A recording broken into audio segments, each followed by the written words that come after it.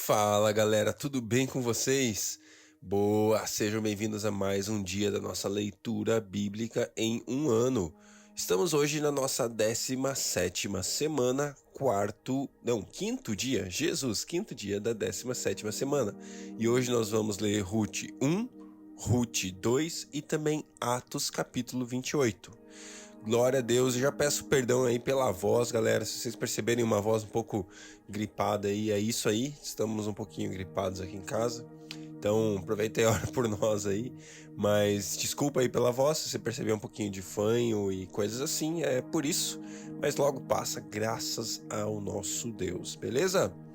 Glória a Deus, então vamos lá, 17ª semana, quinto dia, Ruth 1, 2 e Atos 28. Deus, muito obrigado pelo seu amor, pela sua graça, Deus, que nos alcança, que nos amou, que nos alcançou, que realmente, Deus, nos dá acesso àquilo que o Senhor tem para nós, Pai. Nós queremos te agradecer, te honrar por mais um dia de vida. Obrigado porque a sua vida em nós, ela é perfeita, Deus. O Senhor tem sido um Deus presente, Deus. Nós te adoramos, nós somos gratos porque o Senhor é bom conosco, Pai. Muito obrigado, Pai. Nós queremos nos debruçar sobre a sua palavra nesse tempo. Queremos ouvir sua voz. Queremos nos inclinar ao Senhor nesse tempo, Pai. Fala conosco. Eis-nos aqui em nome de Jesus. Amém. Glória a Deus. Ruth, capítulo 1. Na época dos juízes, houve fome na terra. Um homem de Belém de Judá, com a mulher e os 2 filhos, foi viver por um tempo nas terras de Moabe.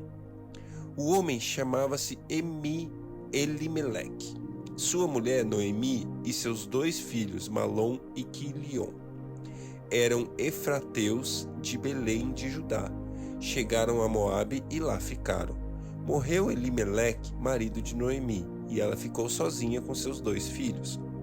Eles se casaram com mulheres moabitas, uma chamada Orfa e outra chamada Ruth. Depois de terem morado lá por quase 10 anos, morreram também Malom e Quilion, e Noemi ficou sozinha, sem os seus 2 filhos e sem o seu marido. Quando Noemi soube em Moabe que o Senhor viera em auxílio do seu povo, dando-lhe alimento, decidiu voltar com suas 2 noras para sua terra.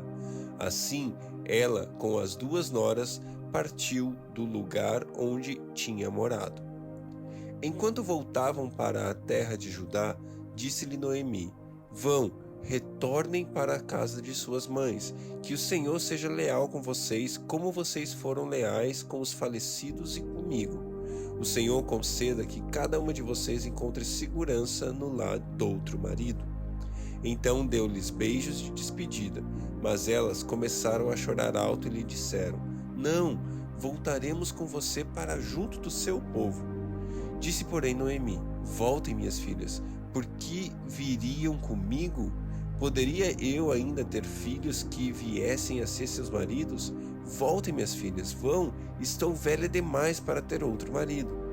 E mesmo que eu pensasse que ainda há esperança para mim, ainda que eu me casasse esta noite e depois desse luz a filhos, iriam vocês esperar até que eles crescessem? Ficariam sem casar à espera deles? De jeito nenhum, minhas filhas. Para mim é mais amargo do que para vocês, pois a mão do Senhor voltou-se contra mim. Elas então começaram a chorar alto de novo. Depois Orfa deu um beijo de despedida em sua sogra, mas Ruth ficou com ela. Então Noemi a aconselhou: Veja, sua concunhada está voltando para o seu povo e para o seu Deus. Volte com ela. Ruth, porém, respondeu: Não insista comigo que te deixe e que não te acompanhe. Aonde fores irei, onde ficares ficarei. O teu povo será teu povo, e teu Deus será meu Deus. Onde morreres, morrerei, e ali serei sepultada. Que o Senhor me castigue com todo rigor, se outra coisa que não a morte me separar de ti. Quando Noemi viu que Ruth estava de fato decidida a acompanhá-la, não insistiu mais. Prosseguiram, pois, as 2 até Belém. Ali chegando, todo o povoado ficou alvoroçado por causa delas. Será que é Noemi? Perguntaram as mulheres. Mas ela respondeu: Não me chamem Noemi, melhor me chamarem de Mara, pois o Todo-Poderoso tornou minha vida muito amarga. De mãos cheias eu parti, de mãos vazias o Senhor me trouxe de volta. Por que me chamam Noemi? O Senhor colocou-se contra mim, o Todo-Poderoso me trouxe desgraça. Foi assim que Noemi voltou das terras de Moabe, com sua nora Rute, a Moabita. Elas chegaram a Belém no início da colheita da cevada. Rute, capítulo 2. Noemi tinha um parente por parte do marido. Era um homem rico e influente, pertencia ao clã de Elimeleque e chamava-se Boaz. Rute, a Moabita, disse a Noemi: Vou recolher espigas no campo daquele que me permitir. Vá, minha filha, respondeu-lhe Noemi. Então ela foi e começou a recolher espigas atrás dos ceifeiros. Casualmente, entrou justo na parte da plantação que pertencia a Boaz, que era do clã de Elimeleque. Naquele exato momento, Boaz chegou de Belém e saudou os ceifeiros. O Senhor seja com vocês. Eles responderam: O Senhor te abençoe. Boaz perguntou ao capataz dos ceifeiros: A quem pertence aquela moça? O capataz respondeu: É uma moabita que voltou de Moabe com Noemi. Ela me pediu que a deixasse recolher e juntar espigas entre os feixes após os ceifeiros. Ela chegou cedo e está em pé até agora. Só sentou um pouco no abrigo. Disse então Boaz a Rute: Ouça bem, minha filha, não vá colher noutra lavoura, nem se afaste daqui. Fique com minhas servas. Preste atenção onde os homens estão ceifando e vá atrás das moças que vão colher. Darei ordem aos rapazes para que não toquem em você. Quando você tiver sede, beba da água dos potes que os rapazes encheram. Ela inclinou-se e, prostrada com o rosto em terra, exclamou: Por que achei favor aos seus olhos ao ponto do Senhor se importar comigo, uma estrangeira? Boaz respondeu: Contaram-me tudo o que você tem feito por sua sogra, depois que você perdeu seu marido, como deixou seu pai, sua mãe, sua terra natal para viver com um povo que você não conhecia bem. O Senhor retribua a você o que você tem feito, que seja ricamente recompensada pelo Senhor, o Deus de Israel, sob cujas asas você veio buscar refúgio. E disse ela: Continue eu a ser bem acolhida, meu Senhor. O Senhor me deu ânimo e me encorajou sua serva, e eu sequer sou uma de suas servas. Na hora da refeição, Boaz lhe disse: Venha cá, pegue um pedaço de pão e molhe no vinagre.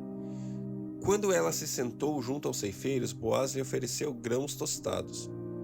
Ela comeu até ficar satisfeita e ainda sobrou. Quando ela se levantou para recolher espigas, Boaz deu estas ordens a seus servos: Mesmo que ela recolha entre os feixes, não a repreendam. Ao contrário, quando ela estiver colhendo, tirem para ela algumas espigas dos feixes e deixem-nas cair para que ela as recolha, e não a impeçam. E assim Rute colheu na lavoura até o entardecer. Depois debulhou o que tinha juntado, quase uma arroba de cevada. Carregou-a para o povoado, e a sogra viu quanto Rute havia recolhido quando ela lhe ofereceu o que havia sobrado da refeição. A sogra lhe perguntou: Onde você colheu hoje? Onde trabalhou? Bendito seja aquele que se importou com você. Então Rute contou à sogra com quem tinha trabalhado. O nome do homem com quem trabalhei hoje é Boaz.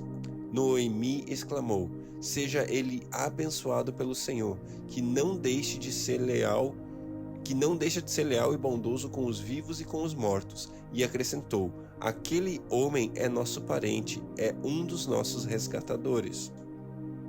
E Rute, a Moabita, continuou: Pois ele mesmo me disse também: Fique com os meus ceifeiros até que termine toda a minha colheita.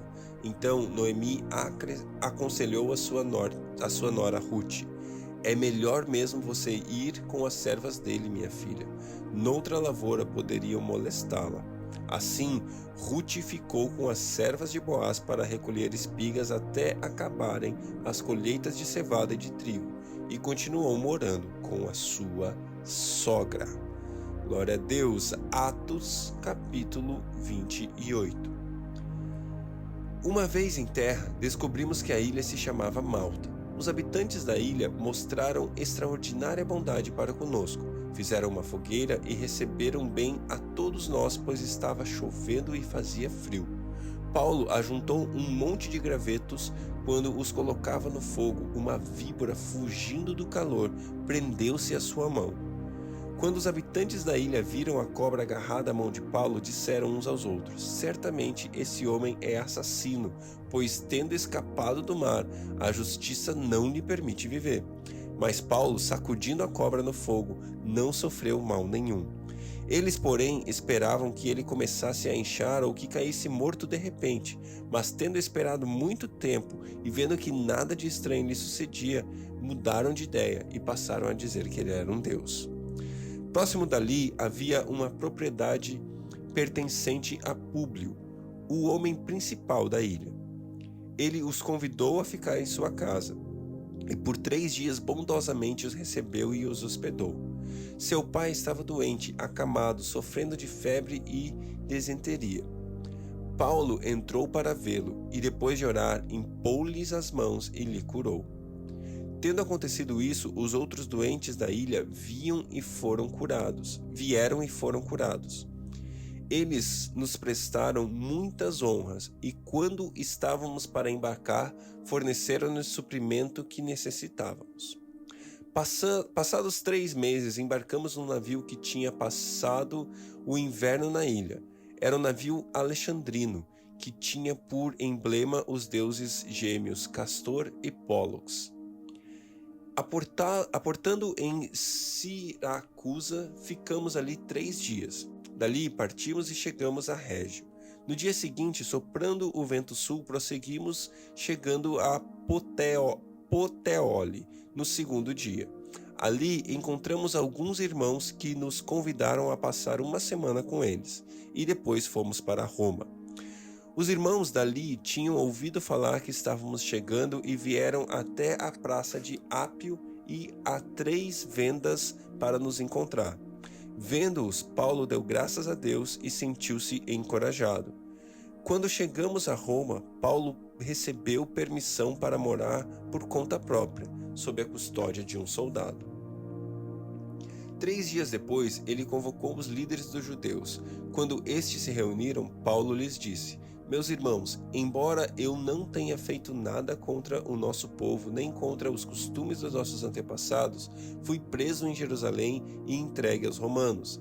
Eles me interrogaram e queriam me soltar, porque eu não era culpado de crime algum que merecesse pena de morte. Todavia, tendo os judeus feito objeção, fui obrigado a apelar para César, não porém por ter alguma acusação contra meu próprio povo.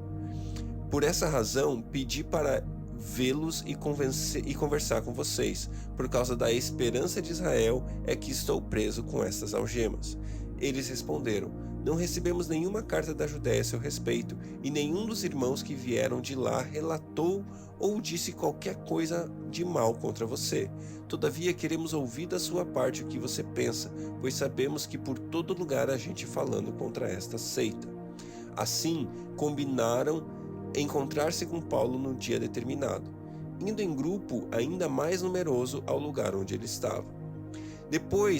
Desde a manhã até a tarde, este lhes deu explicações e lhes testemunhou do reino de Deus, procurando convencê-los a respeito de Jesus com base na lei de Moisés e nos profetas.